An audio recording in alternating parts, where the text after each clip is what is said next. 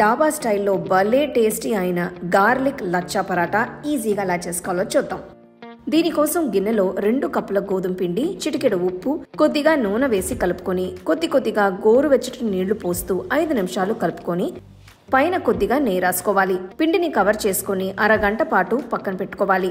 దీనివల్ల పిండి మెత్తగా అయ్యి పరాటాలు చేసుకోవడానికి ఈజీగా ఉంటుంది. ఈ లోపు మనం వెల్లుల్లి ఫిల్లింగ్ ని చేసుకుందాం. దీనికోసం 5 టీ స్పూన్ల నెయ్యి, తురిమిన 10 వెల్లుల్లి రబ్బలు, కొత్తిమీర, కొద్దిగా ఉప్పు, కారం వేసి కలుపుకోవాలి. ఈ కాంబినేషన్ మీ పరాటాలకి మంచి అరోమా, అలానే ప్రతి లేయర్ కి కూడా ఒక మంచి ఫ్లేవర్ ఇస్తుంది. ఇప్పుడు పిండిని సమంగా ఉండలు చేసి ఇలా సన్నగా రోల్ చేసుకోవాలి.